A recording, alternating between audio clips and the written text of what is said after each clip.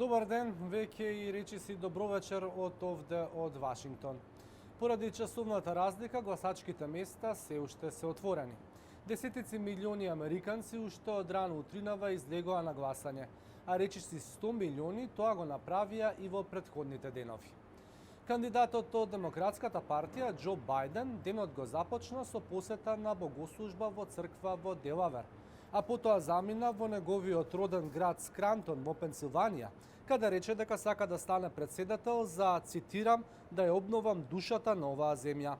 Бајден на агендата има уште 2 градови пред да се врати во Делавер, од каде вечерва треба да се обрати на нацијата. Кандидатот од Републиканската партија Доналд Трамп денот го започна со гостување на утринската програма на телевизијата Fox, каде рече дека ќе се прогласи себе си за победник, цитирам, кога ќе победам, доколку победам. Потоа го посети партискиот штаб во близина на Вашингтон, пошто се враќа во Белата куќа каде ќе ги чека резултатите и од каде би требало да има обраќање. Изборниот ден доаѓа по долга и жестока кампања со сериозни меѓусебни обвинувања меѓу Доналд Трамп и Џо Бајден. Трамп на самиот финиш на кампањата порача дека гласањето е избор меѓу американски сон и социјалистички кошмар, меѓу закрепнување и депресија.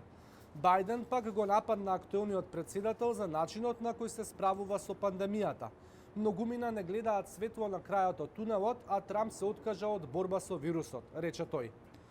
Првичните резултати се очекуваат доцна вечерва по американско време, но за конечно прогласување победник може да минат денови, па дури и недели, во зависност од тоа колку ќе биде тесен резултатот.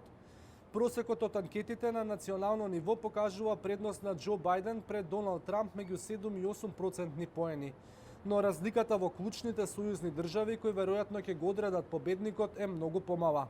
Властите и трговците во повеќе градови, меѓу кои Њујорк и Вашингтон, особено во близина на Белата куќа, ги забарикадираа извозите, плашејќи се од евентуално насилство по прогласувањето на резултатите од изборите.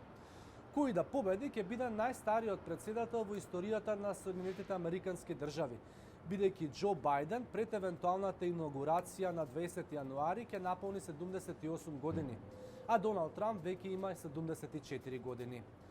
Паралелно со председателските избори се одржуваат и избори за сите 435 места во представничкиот дом, како и за 35 од 100 места во Сенатот, па денешниот ден може да има влијание и на распоредот на силите во законодавниот дом на Соединетите држави.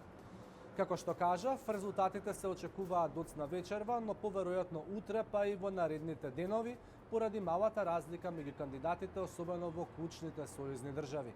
Секако ќе имаме вклучувања и во утрешните изданија на вестите. Искра!